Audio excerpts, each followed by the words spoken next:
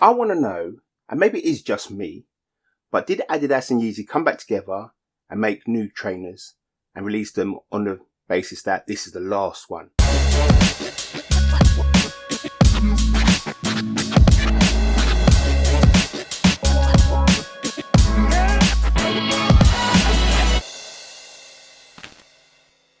Yes, people, welcome back. Like I said in my last video, if you haven't seen it already, if you haven't subscribed, if you haven't hit the notification bell, you wouldn't have seen it. So you need to subscribe, hit notification bell, and like my videos, and then you'll know what videos I posted and when there's new ones coming out. But like I said in my last video about Yeezy Day and whatever's dropping, I managed to cop the Foam Runner Carbons.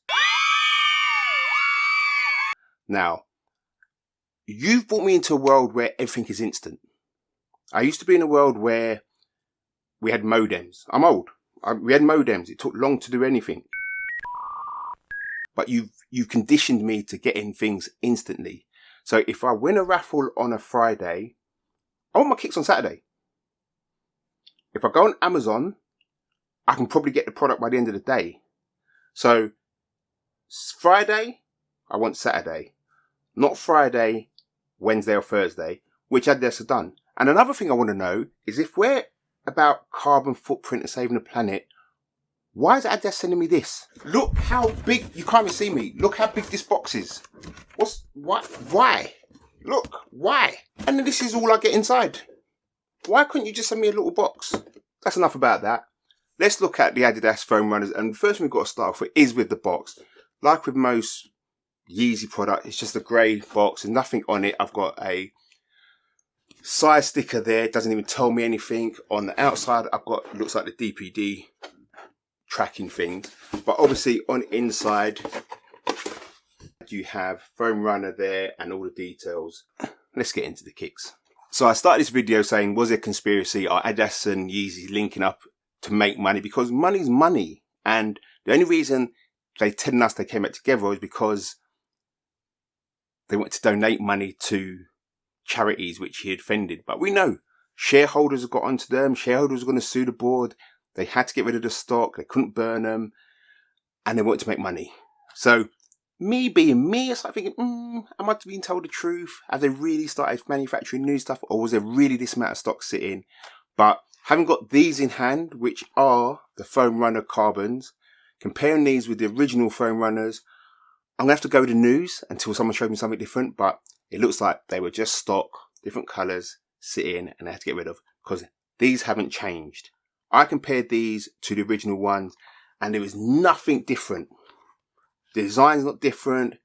There's no logos on it. There's no secret coding or anything like that. I can't see any difference. So it leads me to believe that Adidas had a surplus of stock and they want to get rid of it. These were probably going to be released at some point and they had a fallen out, but now they've released them. So let's just get straight into this and let's do what we normally do. Let's start with the sole of the shoe. Now, as you can see there, if you haven't had a Foam Runner before, this is exactly what it looks like. These remind me of the human brain. You know, if you had a picture of human brain, it would look something like this. There's little grooves and things like that in it so you can have some grip and things like that. And there's cutaways and things like, you know, I just don't know how to describe it. If you haven't seen Foam Runners before, it's one mold and they're made out of EVA foam, which is quite commonly used in a lot of sneakers for comfort and things like that, and algae foam. Or it's a combination of EVA and algae foam put together. Now, this is why they are so comfortable, because it's foam. And once you put these on your feet, it feels not too squidgy, not too hard. It just feels comfortable. That's why so many people want them. That's why you see so many people rocking them. You can even see there, like I said to you, it's made out of one mold. You can see where they've cut the mold at the toe. This is the same on the previous Foam Runners. If you go to the top of the shoe, the venting and the designs is all the same as the previous Foam Runner. Now, when I say about these ventings, I didn't realize how necessary they were until I bought myself the Fear of God slides. Now, the Fear of God slides are a very, very neat shoe. It'll go well with any kind of style you have on holiday or even down the street. It's just a nice sliding slipper looking shoe. But the problem is, They've got one vent along the side, and it's not enough. Your feet get hot because there's no ventilation where your foot is, and the foam or whatever they use to make that silhouette, your foot just gets hot. In these, always a breeze. Always a breeze. And you can see why. It's just highly ventilated, and it's needed with this type of material. So, got to give it to Yeezy. He's done a job with these. I'm telling you now, until you understand why their hair, after wearing it, you would have thought this is overkill, but it's not. Every part of this is needed because of the material they're using this. In terms of sizing, you have to go a size up. I don't know what charts Adidas and Yeezy have been using, but every chart they did, they said, let's be different and make everything one size smaller than true to size. Because if I'd got these in true to size, they'd been way too small. It would have been uncomfortable. So I've always gone a whole size up when it comes to Adidas and Yeezys. I think with the version 2 350s, which they've just released, I would even go a size and a half up because they felt really tight. Not really tight, they just felt tighter than the other 350 version 2s. Minimum, full size up. If people are different and they find that their true size is their true size, then do what you do when it comes to Yeezys and Adidas. Don't, you know what I mean? If you find true to size in Yeezys are fine with you, then when you buy the foam runners, do exactly the same thing. That's all I can say to you. If you've never had these before, I guarantee you need to go a full size up. I think even Adidas even give a warning when you're buying it. These were released, like I said to you, these were first releases of the second Yeezy day. These and some slides, 350s, 500s, 700s, some 450s. Most of them are dead colours. I've already done a video on that. If you haven't seen it already, look back in my video things, you'll see it. Wasn't the best Yeezy day. Not the best colours in the silhouettes they released. But these and some of the slides they released and released later, definitely the top pickups, in my opinion. I do know now that they've kept on releasing various silhouettes. JD Sports and FOOTLOCKER have now had some of these silhouettes. S&S have had these silhouettes, and I believe End have had some silhouettes from Yeezy as well. Have released a lot of them to a lot of people. There are some still sitting in various sizes. There are some silhouettes still sitting in full sizes.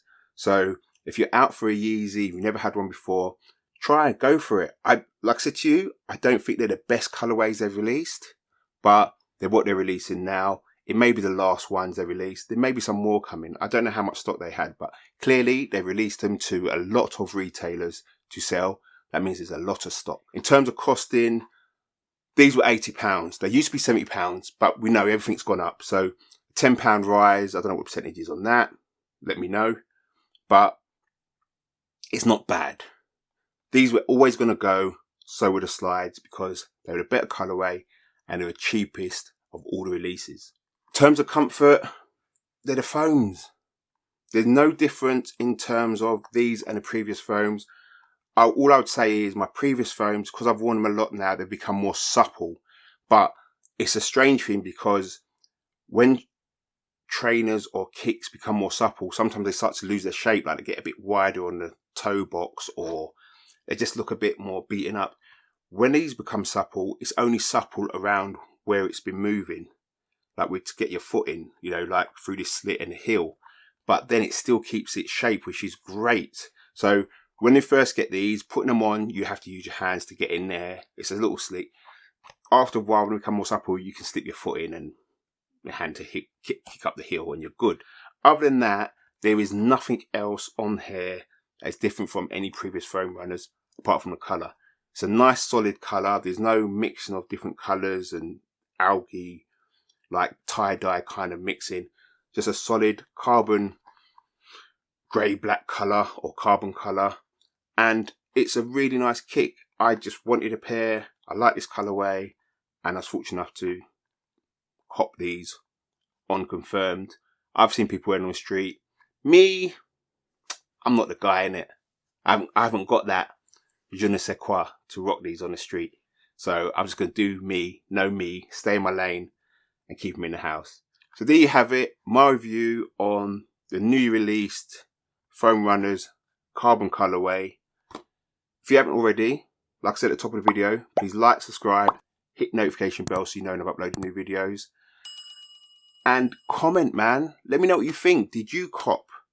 I haven't seen a lot of people say they copped, which is kind of strange for a Yeezy. Would you cop? Are you still holding principles about what Yeezy said? Or are you back in Adidas? What? Let me know. Let's comment. Let's chat. Anyway, I'm out. Patrick T. Peace.